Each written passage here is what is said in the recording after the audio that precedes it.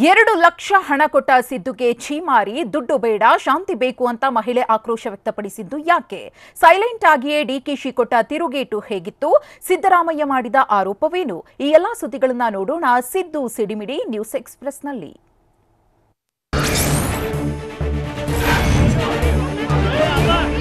ಸಿದ್ದರಾಮಯ್ಯ ನೀಡಿದ ಪರಿಹಾರದ ಹಣವನ್ನ ಮಹಿಳೆಗೆ ಎಸೆದು ಆಕ್ರೋಶ ಹೊರಹಾಕಿದ್ದಾರೆ. ಅದು ಕೂಡ ಸಿದ್ದರಾಮಯ್ಯ ಹಣ ಕೊಟ್ಟು ಕಾರಿನಲ್ಲಿ ಹೋಗ್ತಿದ್ದಂತೆ ಕೋಪಗೊಂಡ ಮಹಿಳೆ ಕಾರಿನ ಮೇಲೆಯೇ 2 ಲಕ್ಷ ಹಣ ಬಿಸಾಡಿದ್ದಾಳೆ. ಇನ್ನು ಬಾಗಲಕೋಟೆ ಜಿಲ್ಲೆ ಬಾದಾಮಿ ತಾಲೂಕಿನ ಕೆರೂರಿನಲ್ಲಿ ಗುಂಪು ಘರ್ಷಣೆ ನಡೆದಿತ್ತು. ಹೀಗಾಗಿ ಸಿದ್ದರಾಮಯ್ಯ ಆಸ್ಪತ್ರೆಗೆ ತೆರಳಿ ಮಹಮ್ಮದ್ ಹನೀಫ್, ದಾವಲ್ ಮಲಿಕ್ ಹಾಗೂ ರಾಜೇಸಾಬ್ ರಫೀಕ್ ಎಂಬುವರ ಆರೋಗ್ಯ ವಿಚಾರಿಸಿ ಪರಿಹಾರ ನೀಡಿದ್ರು. ಆದರೆ ಸಿದ್ದು ನೀಡಿದ ಹಣವನ್ನ ರಜ್ಮಾ ಎಂಬಾಕೆ ಬಿಸಾಡಿ ಕಿಡಿಕಾರಿದ್ದಾರೆ.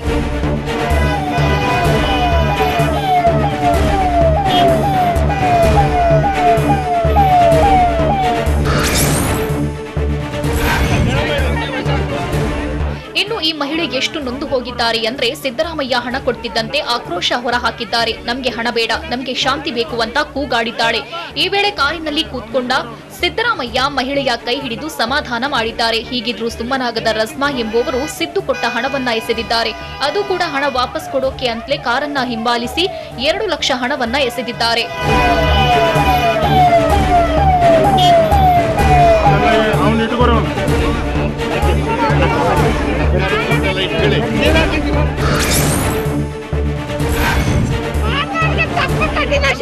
ಇನ್ನು ಟಿವಿ9 ಜೊತೆ ಮಾತನಾಡಿದ ಗಾಯಾಳು ರಫೀಕ್ ಸಹೋದರಿ ರಜ್ಮಾ, ನಮ್ಗೆ ಜೀವದ ಭಯ ಇದೆ, ನ್ಯಾಯ ಕೊಡಿಸಿ ಅಂತ ಗೋಳಾಡಿದ್ದಾರೆ. ಹೆಣ್ಣು ಮಕ್ಕಳು ಓಡಾಡಲು ನಮ್ಗೆ ಭಯವಾಗುತ್ತೆ.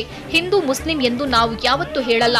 ನಾವು ದುಡಿದು ಜೀವನ ಮಾಡ್ತೇವೆ. ಮಾಜಿ ಸಿಎಂ ಸಿದ್ದರಾಮಯ್ಯ ಹಣ ಕೊಡುವುದು ಬೇಡ, ಅವರು ನ್ಯಾಯ ಕೊಡಿಸಬೇಕು. ಭಿಕ್ಷೆ ಬೇಡಿ ತಿಂತೇವೆ ಅಂತ ರಜ್ಮಾ ಆಕ್ರೋಶ ಹೊರಹಾಕಿದ್ದಾರೆ.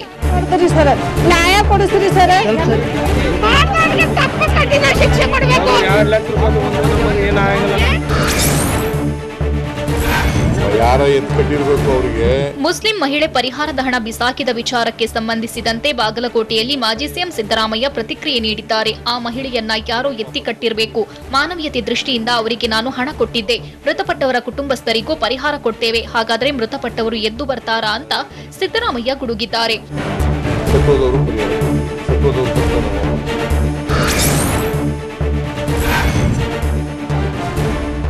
ಇತ್ತ ಯಾರು ಶಾಂತಿ ಕದಲ್ತಿದ್ದಾರೋ ಅವರನ್ನೇ ಕೇಳಬೇಕು. ಸರ್ವ ಜನಾಂಗದ ಶಾಂತಿಯ ತೋಟ ನಮ್ಮದು ಅಂತ ಮೈಸೂರಿನಲ್ಲಿ ಕೆಪಿಸಿಸಿ ಅಧ್ಯಕ್ಷ ಡಿಕೆ ಶಿವಕುಮಾರ್ ಕಿಡಿಕಾರಿದ್ದಾರೆ. ಮುಸ್ಲಿಂ ಮಹಿಳೆ ಪರಿಹಾರದ ಹಣ ಬಿಸಾಡಿದ ವಿಚಾರಕ್ಕೆ ಪ್ರತಿಕ್ರಿಯಿಸಿದ ಡಿಕೆಶಿ, ಯಾರೂ ಅರ್ಜಿ ಹಾಕಿ ಹುಟ್ಟಲ್ಲ, ಎಲ್ಲ ಭಗವಂತನ ಪ್ರೇರಣೆ. ಅವರು ರಕ್ಷಣೆ ಕೇಳುವುದರಲ್ಲಿ ತಪ್ಪಿಲ್ಲ ಅಂತ ಡಿಕೆಶಿ ಹೇಳಿದ್ದಾರೆ.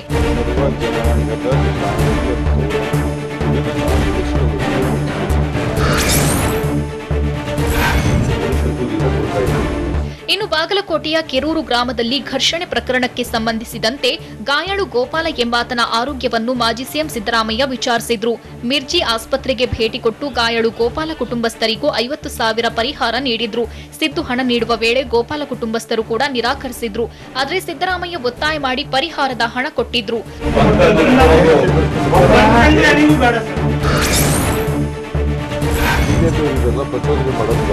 ಬಿಜೆಪಿಯವರು ಪ್ರಚೋದನೆ ಮಾಡೋ ಕೆಲಸ ಮಾಡ್ತಾರೆ ಅಂತ ವಿಪಕ್ಷ ನಾಯಕ ಸಿದ್ದರಾಮಯ್ಯ ಬಿಜೆಪಿ ವಿರುದ್ಧ ಕೆಂಡಕಾರಿದ್ದಾರೆ. ಬಾಗಲಕೋಟೆಯಲ್ಲಿ ಮಾತನಾಡಿದ ಸಿದ್ದರಾಮಯ್ಯ, ನಾವೆಲ್ಲರೂ ಮನುಷ್ಯರು, ಪರಸ್ಪರ ಪ್ರೀತಿಯಿಂದ ಇರಬೇಕು. ಕಾನೂನು ಕೈಗೆತ್ತಿಕೊಂಡವರ ವಿರುದ್ಧ ಕ್ರಮ ಕೈಗೊಳ್ಳಬೇಕು.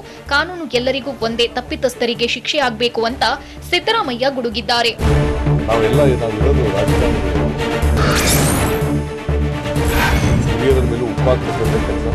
ಕೆರೂರು ಗುಂಪು ಘರ್ಷಣೆ ವಿಚಾರ ತಣ್ಣಗಾಗ್ಲಿ ಎಂದು ಬಂದಿರಲಿಲ್ಲ. ಇಂತಹ ಘಟನೆ ನಡೆಯಬಾರದು, ಕ್ರಮ ಕೈಗೊಳ್ಳುವಂತೆ ಪೊಲೀಸರಿಗೆ ಸೂಚಿಸಿದ್ದೇನೆ ಅಂತ ಬಾಗಲಕೋಟೆಯಲ್ಲಿ ಸಿದ್ದರಾಮಯ್ಯ ಹೇಳಿದ್ರು. ಕೆರೂರು ಗುಂಪು ಘರ್ಷಣೆ ಬಳಿಕ ಐಜಿಪಿ, ಎಸ್ಪಿ ಜೊತೆ ಸಂಪರ್ಕದಲ್ಲಿದ್ದೆ. ಬೆಂಕಿ ಹಚ್ಚುವ ಕೆಲಸ ಮಾಡಬಾರದು, ಶಮನಗೊಳಿಸಲು ಯತ್ನಿಸಬೇಕು. ಇಂತಹ ಘಟನೆ ನಡೆಯದಂತೆ ರಾಜಕಾರಣಿಗಳು ನೋಡಿಕೊಳ್ಬೇಕು. ಕೆರೂರು ಘಟನೆ ನಂತರ ಕುಳಗೇರಿ ಕ್ರಾಸ್ನಲ್ಲಿ ಹಲ್ಲೆ ಮಾಡಿದ್ದಾರೆ. ಬಿಜೆಪಿಯವರು ಗಲಭೆಗೆ ಪ್ರಚೋದನೆ ನೀಡುವ ಕೆಲಸ ಮಾಡ್ತಿದ್ದಾರೆ ಅಂತ ಬಿಜೆಪಿ ವಿರುದ್ಧ ಸಿದ್ದರಾಮಯ್ಯ ಗುಡುಗಿದ್ದಾರೆ.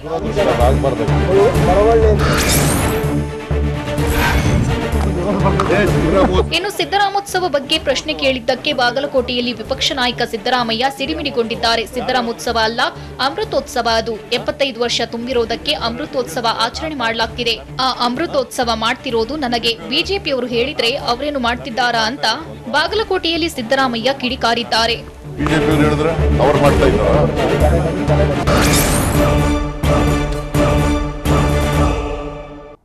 ನದಿಯಲ್ಲಿ ಕೊಚ್ಚಿ ಹೋಗಿದ್ದವನ ಶವ ಪತ್ತೆಯಾಗಿದ್ದು ಎಲ್ಲಿ 10 ಸೇತುವೆಗಳು ಜಲಾವೃತ 5 ಮನೆಗಳು ನೀರು ಪಾಲು ಮುಳ್ಳಿನ ಬೇಲಿ ಹಾಕಿ ಸೇತುವೆ ದಾರಿ ಬಂದ್ ಮಾಡಿದ್ದು ಯಾಕೆ ಈ ಎಲ್ಲಾ ಸ್ಟೋರಿಯನ್ನ ನೋಡೋಣ ಜಲಾಸುರ ನ್ಯೂಸ್ ಎಕ್ಸ್‌ಪ್ರೆಸ್‌ನಲ್ಲಿ.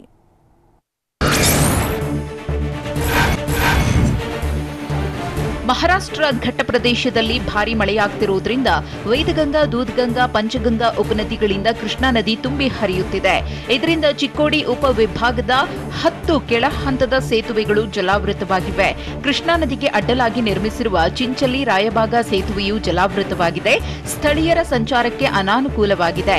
ಅಲ್ಲದೆ ಕೃಷ್ಣಾ ನದಿ ಒಳಹರಿವು ಮತ್ತೆ 2 ಅಡಿ ಏರಿಕೆಯಾಗಿರುವ ಸಾಧ್ಯತೆ ಇರುವುದರಿಂದ ನದಿ ಪಾತ್ರದ ಜನರಲ್ಲಿ ಆತಂಕ ಮನೆ ಮಾಡಿದೆ.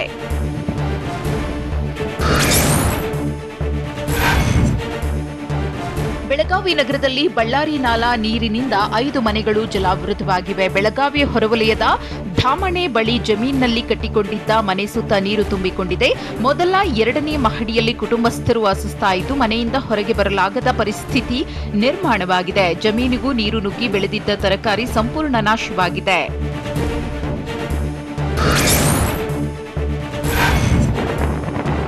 ಉತ್ತರ ಕನ್ನಡ ಜಿಲ್ಲೆ ಮಲೆನಾಡು ಭಾಗದಲ್ಲಿ ವರುಣನ ಆರ್ಭಟ ಜೋರಾಗಿದೆ. ವರದಾ ನದಿ ಪ್ರವಾಹದಿಂದ ಅಡಿಕೆ, ಅನಾನಸ್ ತೋಟ, ಭತ್ತದ ಗದ್ದೆಗೆ ನುಗ್ಗಿದ್ದ ನದಿ ನೀರು ಅಪಾರ ಪ್ರಮಾಣದ ಬೆಳೆ ನಾಶ ಮಾಡಿದೆ.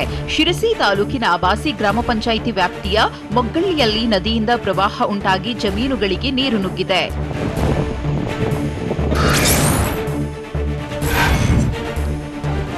ರಾಯಚೂರಲ್ಲಿ ನಡುಗಡ್ಡೆಯಲ್ಲೇ ಸಿಲುಕಿದ ಕುಟುಂಬಗಳ ಕಣ್ಣೀರ ಕಥೆ ಬಗ್ಗೆ ಟಿವಿ9 ವರದಿ ಮಾಡಿದ್ದ ಬೆನ್ನಲ್ಲೇ ಸಚಿವರು, ಸಂಸದರು ಸ್ಪಂದಿಸಿದ್ದಾರೆ. ಅಧಿಕಾರಿಗಳ ಜೊತೆ ಸಂಸದ ರಾಜಾ ಅಮರೇಶ್ ನಾಯಕ್, ಉಸ್ತುವಾರಿ ಸಚಿವ ಶಂಕರ್ ಪಾಟೀಲ್ ಮುನೇನಕೊಪ್ಪ ಚರ್ಚೆ ನಡೆಸಿ ನಡುಗಡ್ಡೆ ಕುಟುಂಬಗಳಿಗೆ ಸೂಕ್ತ ಸೌಲಭ್ಯ ಕಲ್ಪಿಸಲು ಸಭೆ ಮಾಡಿದ್ದಾರೆ.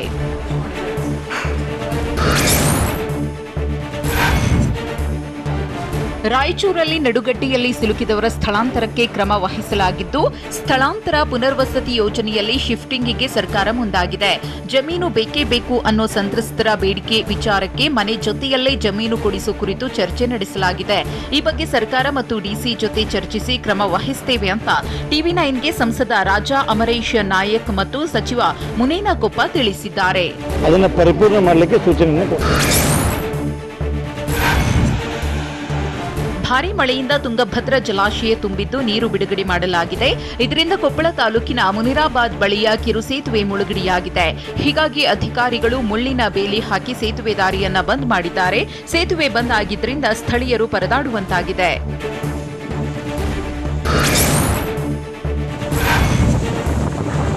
ಕೃಷ್ಣಾ ನದಿ ಪ್ರವಾಹ ಭೀತಿ ಹಿನ್ನೆಲೆ ಯಾದಗಿರಿಯ ವಡಗೇರ ತಾಲೂಕಿನ ಯಕ್ಷಿಂತಿ ಗ್ರಾಮ ಸ್ಥಳಾಂತರಕ್ಕೆ ಆಗ್ರಹಿಸಲಾಯಿತು. ಯಕ್ಷಿಂತಿ ಗ್ರಾಮ ಸ್ಥಳಾಂತರ ಮಾಡುವಂತೆ ಆಗ್ರಹಿಸಿ ಜಿಲ್ಲಾಧಿಕಾರಿ ಕಚೇರಿ ಮುಂದೆ ಗ್ರಾಮಸ್ಥರು ಪ್ರತಿಭಟನೆ ನಡೆಸಿದ್ರು. ಕೃಷ್ಣಾ ನದಿ ತೀರದಲ್ಲಿ ಪ್ರವಾಹ ಉಂಟಾದರೆ ಗ್ರಾಮವೇ ಜಲಾವೃತವಾಗಲಿದೆ.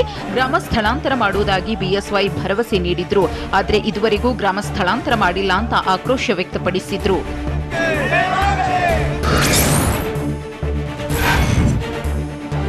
ಶಿವಮೊಗ್ಗ ಭದ್ರಾವತಿಯಲ್ಲಿ ಭದ್ರಾ ನದಿಯ ಪ್ರವಾಹದಿಂದ ಮನೆ ಜಲಾವೃತಗೊಂಡ ಕಾವಲಗುಂದಿಯ ನೆರೆ ಸಂತ್ರಸ್ತರಿಗೆ ಕಾಳಜಿ ಕೇಂದ್ರಗಳಲ್ಲಿ ಉಳಿದುಕೊಳ್ಳಲು ವ್ಯವಸ್ಥೆ ಮಾಡಲಾಗಿದೆ. ಆದರೆ ಸಂತ್ರಸ್ತರ ಅಳಲು ಹೇಳತೀರದಾಗಿದೆ. ಪ್ರತಿ ವರ್ಷ ಮಳೆಗಾಲದಲ್ಲಿ ನಮ್ಮ ಮನೆಗಳು ಮುಳುಗಡೆಯಾಗ್ತಿವೆ. ನಮ್ಮ ಮನೆಯಲ್ಲಿದ್ದ ಎಲ್ಲಾ ವಸ್ತುಗಳು ನೀರಿನಲ್ಲಿ ಮುಳುಗಿ ಹೋಗಿವೆ. ಮನೆಗಳು ಅರ್ಧ ಮುಳುಗಿವೆ. ನೀರು ಇಳಿದ ಮೇಲೆ ಮತ್ತೆ ಅಲ್ಲಿಗೆ ಕಳಿಸುತ್ತಾರೆ. ಬೇರೆ ಕಡೆ ಮನೆ ನಿರ್ಮಾಣ ಮಾಡಿಕೊಡುವಂತೆ ಸಂತ್ರಸ್ತರು ಒತ್ತಾಯಿಸಿದ್ದಾರೆ.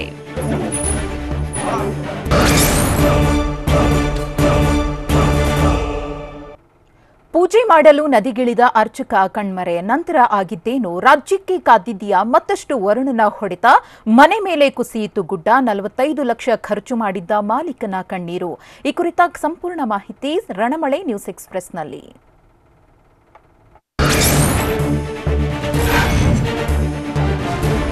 ನೆರೆ ನಡುವೆಯೂ ಪೂಜೆಗೆ ಹೋಗಿದ್ದ ಅರ್ಚಕ ತುಂಗಭದ್ರಾ ನದಿಯಲ್ಲಿ ಕೊಚ್ಚಿಕೊಂಡು ಹೋಗಿದ್ದಾರೆ. ರಾಯಚೂರು ಸಿಂಧನೂರು ತಾಲೂಕಿನ ಮುಕುಂದ ಗ್ರಾಮದಲ್ಲಿ ಘಟನೆ ನಡೆದಿದೆ. ಲಿಂಗಪ್ಪ ಪೂಜಾರ ಪ್ರವಾಹದಲ್ಲಿ ಕೊಚ್ಚಿ ಹೋದ ಅರ್ಚಕನಾಗಿದ್ದು, ನೆರೆ ನಡುವೆ ತುಂಗಭದ್ರಾ ನದಿಯ ದಡದಲ್ಲಿರುವ ಕರಿವೀರೇಶ್ವರ ದೇವಸ್ಥಾನದಲ್ಲಿ ಪೂಜೆಗೆ ತೆರಳಿದ್ರು. ಆದರೆ ನದಿಯಲ್ಲಿ ಸ್ನಾನಕ್ಕೆ ತೆರಳಿದ ವೇಳೆ ಅರ್ಚಕರು ನೀರು ಪಾಲಾಗಿದ್ದಾರೆ.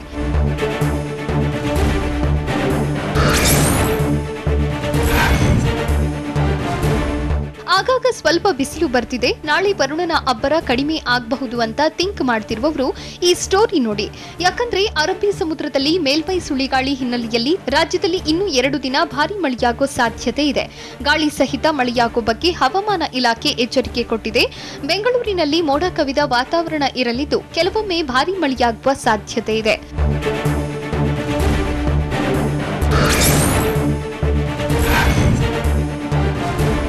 ಇನ್ನು ಈಗಾಗಲೇ ಕಂಗಾಲಾಗಿರೋ ಕರಾವಳಿಯ ಎಲ್ಲಾ ಜಿಲ್ಲೆಗಳಲ್ಲಿ ಆರೆಂಜ್ ಅಲರ್ಟ್ ಘೋಷಣೆ ಮಾಡಿ ಸಮುದ್ರಕ್ಕೆ ಇಳಿಯದಂತೆ ಮೀನುಗಾರರಿಗೆ ಸೂಚನೆ ಕೊಡಲಾಗಿದೆ.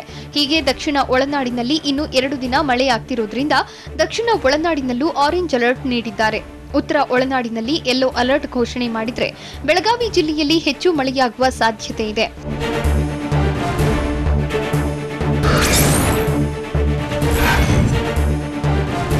ಭಾರೀ ಶಬ್ದದೊಂದಿಗೆ ಮನೆ ಮೇಲೆ ಗುಡ್ಡ ಕುಸಿದಿರೋ ಘಟನೆ ಚಿಕ್ಕಮಗಳೂರಿನ ಶೃಂಗೇರಿಯಲ್ಲಿ ನಡೆದಿದೆ. ರಾತ್ರಿ 12:30 ಸುಮಾರಿಗೆ ಏಕಾಏಕಿ ಮನೆ ಮೇಲೆ ಗುಡ್ಡ ಕುಸಿದಿದ್ದು ಶಬ್ದ ಕೇಳಿಯೇ ಮನೆಯಿಂದ ಜನ ಹೊರ ಓಡೋಡಿ ಬಂದಿದ್ದಾರೆ. ಸದ್ಯ ಮನೆಯೊಳಗೆ ಹೊಳೆಯಂತೆ ಕೆಸರು ನೀರು ಹರಿಯುತ್ತಿದೆ. ಇದರಿಂದ 45 ಲಕ್ಷ ಖರ್ಚು ಮಾಡಿ ಮನೆ ಕಟ್ಟಿಸಿದ್ದ ಸಾಹಿತಿ ಗಣೇಶ್ ಹೆಗಡೆ ಕಣ್ಣೀರು ಸುರಿಸುತ್ತಿದ್ದಾರೆ. ಈ ಅವಾಂತರಕ್ಕೆ ಅರಣ್ಯ ಇಲಾಖೆಯೇ ಕಾರಣ ಅಂತ ಕಿಡಿಕಾರಿದ್ದಾರೆ.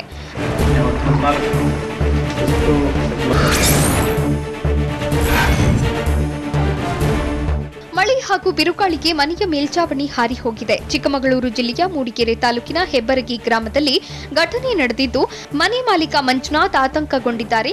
ಇನ್ನು ಕಳೆದ 2 ದಿನಗಳ ಹಿಂದೆ ವನಜಾಕ್ಷಿ ಎಂಬುವರ ಮನೆ ಮೇಲ್ಚಾವಣಿ ಹಾರಿ ಹೋಗಿತ್ತು. ಸದ್ಯ ಭಾರೀ ಮಳೆಯಿಂದ ಜನಜೀವನ ಸಂಪೂರ್ಣ ಅಸ್ತವ್ಯಸ್ತವಾಗಿದೆ.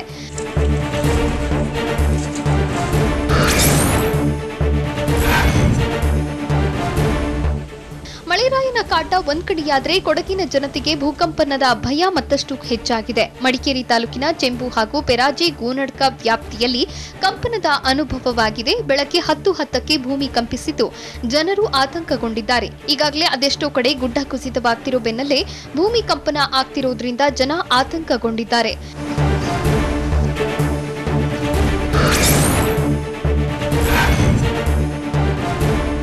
ಶಿವಮೊಗ್ಗ ಜಿಲ್ಲೆಯಲ್ಲಿ ಮಳೆ ಮುಂದುವರೆದಿದೆ. ಈ ನಡುವೆ ಜಿಲ್ಲಾಡಳಿತ ಹಾಗೂ ತಾಲೂಕು ಆಡಳಿತ ಮಕ್ಕಳ ಪ್ರಾಣದ ಜೊತೆ ಚೆಲ್ಲಾಟ ಆಡ್ತಾ ಇದೆ. ಸಾಗರ ತಾಲೂಕಿನ ಭಾರೀ ಮಳೆಯಿಂದ ಶಾಲೆಗಳ ಗೋಡೆ ಕುಸಿಯುತ್ತಿದೆ.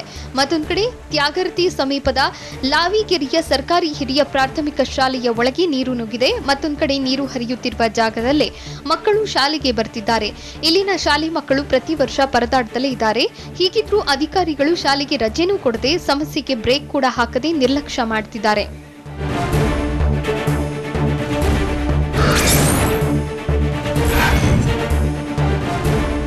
ಉತ್ತರ ಕನ್ನಡ ಜಿಲ್ಲೆಯಲ್ಲಿ ವರುಣನ ಆರ್ಭಟ ಜೋರಾಗಿದೆ. ಈ ನಡುವೆ ಭಟ್ಕಳ ತಾಲೂಕಿನ ಮುರುಡೇಶ್ವರದಲ್ಲಿ ಮೀನುಗಾರರಿಂದ ಸಮುದ್ರ ಪೂಜೆ ಮಾಡಲಾಗಿದೆ. ಈಶ್ವರನಿಗೆ ಪೂಜೆ ಸಲ್ಲಿಸಿದ ಬಳಿಕ ಕಡಲ ರಾಜನಿಗೆ ಪೂಜೆ ಸಲ್ಲಿಸಿದ್ದಾರೆ. ಅದು ಕೂಡ ಉತ್ತಮ ಮೀನುಗಾರಿಕೆ ಆಗುವಂತೆ ಮೀನುಗಾರರು ಪ್ರಾರ್ಥನೆ ಮಾಡಿದ್ದಾರೆ.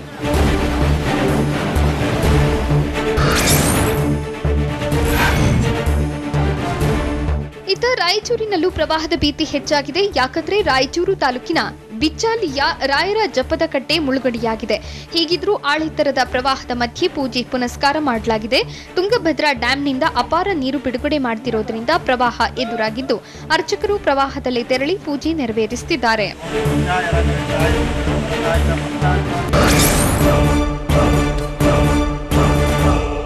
ನೋಡ್ತಾ ಇದ್ದಂತೆ ಕುಸಿಯಿತು ಮತ್ತೊಂದು ಮನೆ. 80 ಕುಟುಂಬಗಳು ಬೇರೆಡೆಗೆ ಶಿಫ್ಟ್. ಮುಳುಗಿದ ನಿಮಿಷಾಂಬ ದೇವಾಲಯ. ಗ್ರಾಮಸ್ಥರು ಭಯಭೀತರಾಗ್ತಿರೋದು ಯಾಕೆ? ನೋಡೋಣ ಬದುಕು ಅತಂತ್ರ ನ್ಯೂಸ್ ಎಕ್ಸ್‌ಪ್ರೆಸ್‌ನಲ್ಲಿ.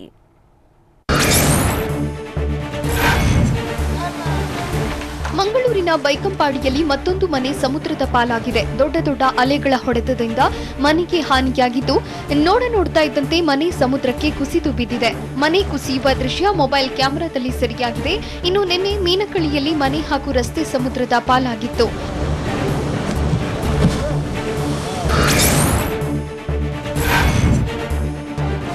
ಬೆಳಗಾವಿ ಜಿಲ್ಲೆಯಲ್ಲಿ ವರುಣ ಕೂಲ್ ಆಗ್ತಿಲ್ಲ. ಆಗ್ತಿರೋ ಅವಾಂತರಗಳು ಕೂಡ ಕಡಿಮೆಯಾಗ್ತಿಲ್ಲ. ಈ ನಡುವೆ ಭಾರೀ ಮಳೆಗೆ ಬೆಳಗಾವಿ ಜಿಲ್ಲೆಯ ಅಥಣಿ ತಾಲೂಕಿನ ಅಡಹಳ್ಳಿ ಗ್ರಾಮದಲ್ಲಿ ಮನೆಯ ಮೇಲ್ಚಾವಣಿ ಕುಸಿದಿದೆ. ಲಾಲಾ ಸಾಬ್ ಅವಟಿ ಎಂಬುವರ ಮನೆ ಇದಾಗಿದ್ದು ಮೇಲ್ಚಾವಣಿ ಕುಸಿತದಿಂದ ಆತಂಕಗೊಂಡಿದ್ದಾರೆ. ಇನ್ನು ಘಟನೆಯಲ್ಲಿ ಯಾವುದೇ ಪ್ರಾಣಾಪಾಯ ಸಂಭವಿಸಿಲ್ಲ.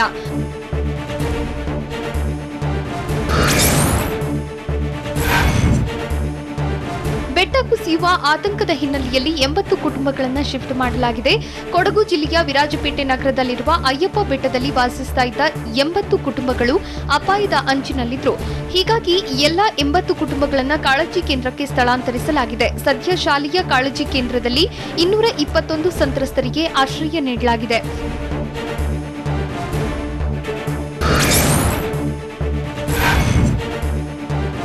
ಇತ್ತ ವರುಣನ ಅಬ್ಬರಕ್ಕೆ ಕೊಡಗು ಜಿಲ್ಲೆಯಲ್ಲಿ ಅರ್ಚಕನ ಮನೆ ಮೇಲೆ ದೇವಸ್ಥಾನದ ದಿಣ್ಣೆ ಕುಸಿದಿದೆ. ಮಡಿಕೇರಿ ತಾಲೂಕಿನ ಪಾಲೂರು ಗ್ರಾಮದಲ್ಲಿ ಘಟನೆ ನಡೆದಿದ್ದು, ಮಹಾಲಿಂಗೇಶ್ವರ ದೇಗುಲದ ದಿಣ್ಣೆ ಕುಸಿದು ಮನೆಗೆ ಹಾನಿಯಾಗಿದೆ. ಅರ್ಚಕ ದೇವಿ ಪ್ರಸಾದ್ ಎಂಬುವರ ಮನೆ ಹಾಗೂ ದೇಗುಲದ ಭೋಜನ ಶಾಲೆಯ ಅಡಿಪಾಯಕ್ಕೂ ಡ್ಯಾಮೇಜ್ ಆಗಿದೆ.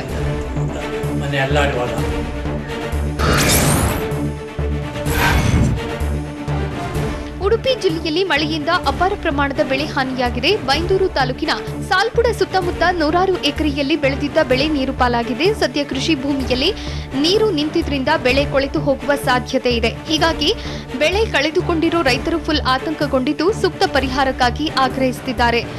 ನೋಡಿ ಪರಿಹಾರ ಕೊಡಿ. ಮಂಡ್ಯದ ಕೆಆರ್ಎಸ್ ಡ್ಯಾಂ ಹೊರಹರಿವು ಹೆಚ್ಚಳ ಹಿನ್ನೆಲೆಯಲ್ಲಿ ಕಾವೇರಿ ಕೊಳ್ಳದ ಜನರಲ್ಲಿ ಮತ್ತಷ್ಟು ಪ್ರವಾಹದ ಭೀತಿ ಹೆಚ್ಚಾಗ್ತಿದೆ. ಈಗಾಗಲೇ ಮಂಡ್ಯ ಜಿಲ್ಲೆ ಶ್ರೀರಂಗಪಟ್ಟಣದಲ್ಲಿರುವ ನಿಮಿಷಾಂಬ ದೇವಾಲಯದ ಸ್ನಾನಘಟ್ಟ ಸಂಪೂರ್ಣ ಮುಳುಗಡೆಯಾಗಿದೆ. ದೇವಾಲಯದ ಸ್ನಾನಘಟ್ಟ ಪಾರ್ಕಿಂಗ್ ಲಾಟ್ ಜಲಾವೃತವಾಗಿದ್ದು ಭಕ್ತರು ನದಿಗೆ ಇಳಿಯದಂತೆ ಬ್ಯಾರಿಕೇಡ್ ಹಾಕಲಾಗಿದೆ.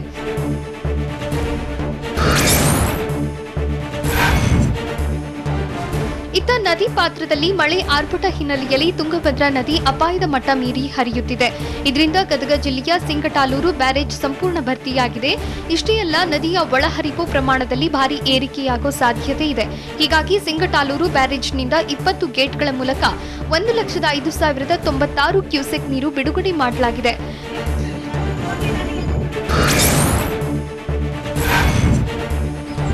ಕೆಆರ್ಎಸ್ನಿಂದ ಅಧಿಕ ನೀರು ಹೊರಬಿಡ್ತಿರೋದ್ರಿಂದ ಚಾಮರಾಜನಗರ ಜಿಲ್ಲೆಯ ಕಾವೇರಿ ಕೊಳ್ಳದಲ್ಲಿ ಮತ್ತೆ ಪ್ರವಾಹ ಭೀತಿ ಎದುರಾಗಿದೆ. ನಿನ್ನೆಯಷ್ಟೇ ಇಳಿಕೆಯಾಗಿದ್ದ ಕಾವೇರಿ ನದಿಯ ನೀರು ಮಟ್ಟ ಮತ್ತೆ ಏರಿಕೆಯಾಗಿದೆ. ಸದ್ಯ ಕೊಳ್ಳೇಗಾಲ ತಾಲೂಕಿನ 10ಕ್ಕೂ ಹೆಚ್ಚು ಗ್ರಾಮಗಳಲ್ಲಿ ಜಮೀನುಗಳಿಗೆ ನೀರು ನುಗ್ಗಿದ್ದು ಮತ್ತಷ್ಟು ನೀರಿನ ಪ್ರಮಾಣ ಏರಿಕೆಯಾದರೆ 100 ಎಕರೆ ಮುಳುಗಡೆಯಾಗುವ ಸಾಧ್ಯತೆ ಇದೆ. 500 ಎಕರೆಗೂ ಹೆಚ್ಚು ಭತ್ತ, ತೆಂಗು, ಬಾಳೆ, ಕಬ್ಬು, ಜೋಳ ಬೆಳೆ ಸರ್ವನಾಶ ಆಗಲಿದೆ.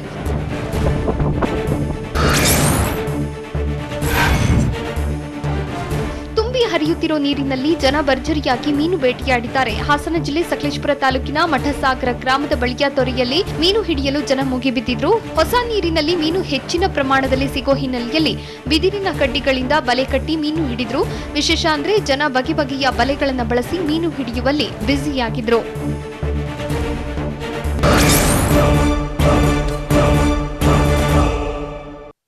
ಮತ್ತೆ ಗುಡ್ಡ ಕುಸಿತ, ಸ್ಥಳೀಯರಿಗೆ ಆತಂಕ. 30 ಗ್ರಾಮಗಳ ಸಂಪರ್ಕ ಕಡಿತ. ಸೆಲ್ಫಿಗೋಸ್ಕರ ಯುವಕರ ಹುಚ್ಚು ಸಾಹಸ. ದೇವಾಲಯದ ಜೊತೆ ಮುಳುಗಿದ ಭತ್ತ. ಈ ಎಲ್ಲಾ ಸುದ್ದಿಗಳನ್ನು ನೋಡೋಣ ಪ್ರವಾಹ ಪ್ರಹಾರ ನ್ಯೂಸ್ ಎಕ್ಸ್‌ಪ್ರೆಸ್‌ನಲ್ಲಿ. ಇತ್ತ ಭಾರಿ ಮಳೆಯಿಂದಾಗಿ ಚಿಕ್ಕಮಗಳೂರು ಜಿಲ್ಲೆ ಕಳಸ ತಾಲೂಕಿನ ಬಲಿಗೆ ಗ್ರಾಮದಲ್ಲಿ ಗುಡ್ಡ ಕುಸಿತವಾಗಿದೆ. ಗುಡ್ಡ ಕುಸಿತ ಪರಿಣಾಮ ರಸ್ತೆಯಲ್ಲಿ ಬೃಹತ್ ಬಂಡೆಗಳು ಬೀಳುತ್ತಿವೆ.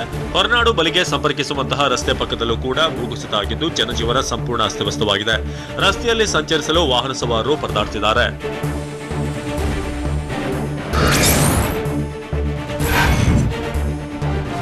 ಬಿಟ್ಟು ಬಿಡದೆ ಕಾಡ್ತಿರುವಂತಹ ವರುಣನಿಂದ ಹಳ್ಳಕೊಳ್ಳಗಳು ಉಗ್ರ ಸ್ವರೂಪ ಪಡೆದಿವೆ. ಬೆಳಗಾವಿ ಜಿಲ್ಲೆಯ ಎಳ್ಳೂರು ಮಾರ್ಗದಲ್ಲಿರುವಂತಹ ಬಳ್ಳಾರಿ ನಾಲಾ ನೀರು ತುಂಬಿ ಹರಿದಿದೆ. ಇದರಿಂದ ದೇಗುಲ ಹಾಗೂ ದೇವಸ್ಥಾನದ ಬಳಿಯ 100 ಎಕರೆ ಗದ್ದೆಗಳು ನೀರು ಪಾಲಾಗಿವೆ. 100 ಎಕರೆ ಭತ್ತ ನಾಶವಾಗಿದ್ದು ಸ್ಥಳಕ್ಕೆ ಬಾರದ ಕೃಷಿ ಇಲಾಖೆ ಅಧಿಕಾರಿಗಳ ವಿರುದ್ಧ ಸ್ಥಳೀಯರು ಆಕ್ರೋಶ ಹೊರಹಾಕಿದ್ದಾರೆ.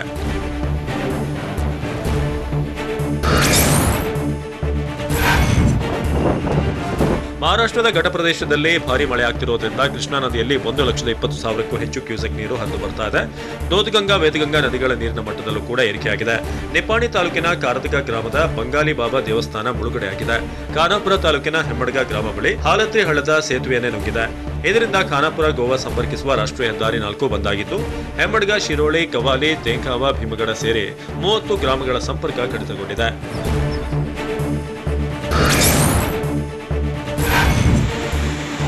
ಪಶ್ಚಿಮ ಘಟ್ಟ ಪ್ರದೇಶದಲ್ಲಿ ವರುಣನ ಅಬ್ಬರ ಮುಂದುವರೆದಿದೆ. ಇದರಿಂದ ಬೆಳಗಾವಿ ಜಿಲ್ಲೆಯ ಗೋಕಾಕ್ ತಾಲೂಕಿನ ಗೋಡನಚನಮಲ್ಕಿ ಜಲಪಾತ ಡೇಂಜರಸ್ ಆಗಿ ಬದಲಾಗಿದೆ. ಫಾಲ್ಸ್ ಬಳಿ ಸ್ವಲ್ಪ ಯಾಮರಿದ್ರೂ ಕೂಡ ಅನಾಹುತ ಆಗುವಂತ ಸಾಧ್ಯತೆ ಇದೆ. ಹೀಗಾಗಿ ಫಾಲ್ಸ್ ಸುತ್ತಮುತ್ತ ತೆರಳದಂತೆ ಪ್ರವಾಸಿಗರಿಗೆ ಪೊಲೀಸರು ಎಚ್ಚರಿಕೆ ಕೊಡ್ತಿದ್ದಾರೆ. ವಿಪರ್ಯಾಸ ಅಂದ್ರೆ ಪ್ರವಾಸಿಗರು ಪೊಲೀಸರ ಕಣ್ತಪ್ಪಿಸಿ ಫಾಲ್ಸ್ ಬಳಿ ಹೋಗಿ ಬಂಡೆಗಳ ಮೇಲೆ ನಿಂತು ಸೆಲ್ಫಿ ಕ್ಲಿಕ್ಕಿಸಿಕೊಳ್ತಾ ಇದ್ದಾರೆ.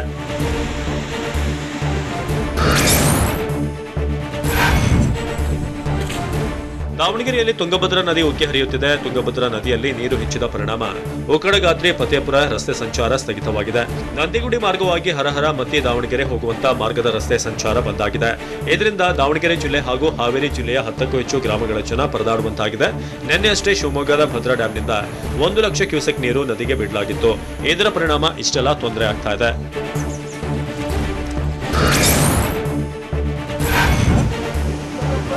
ಇನ್ನು ಭಾರಿ ಮಳೆಯಿಂದಾಗಿ ಉತ್ತರ ಕನ್ನಡ ಜಿಲ್ಲೆಯಲ್ಲೂ ಕೂಡ ಜಲಪಾತಗಳು ಭೋರ್ಗರೆದಿವೆ. ಒಂದ್ ಕಡೆ ಜಲಪಾತಗಳಿಗೆ ಜೀವಕಳೆ ಬಂದಿದ್ರೆ ಮತ್ತೊಂದ್ ಕಡೆ ಫಾಲ್ಸ್ ಬಳಿ ಏನಾದ್ರೂ ಅನಾಹುತ ಆದ್ರೆ ಏನ್ ಮಾಡೋದು ಅಂತ ಜಿಲ್ಲಾಡಳಿತ ತಲೆ ಕೆಡಿಸಿಕೊಂಡಿದೆ. ಹೀಗಾಗಿ ವಿಭೂತಿ, ನಾಗರಮಡಿ ಹಾಗೂ ಗೋಲಾರಿ ಫಾಲ್ಸ್ಗಳ ಬಳಿ ಪ್ರವಾಸಿಗರಿಗೆ ಜಿಲ್ಲಾಡಳಿತ ನಿರ್ಬಂಧ ಹೇರಿದೆ. ಪ್ರವಾಸಿಗರ ಹಿತದೃಷ್ಟಿಯಿಂದ ನಿರ್ಬಂಧ ವಿಧಿಸಿದ ಜಿಲ್ಲಾಡಳಿತ ಆದೇಶ ಹೊರಡಿಸಿದೆ.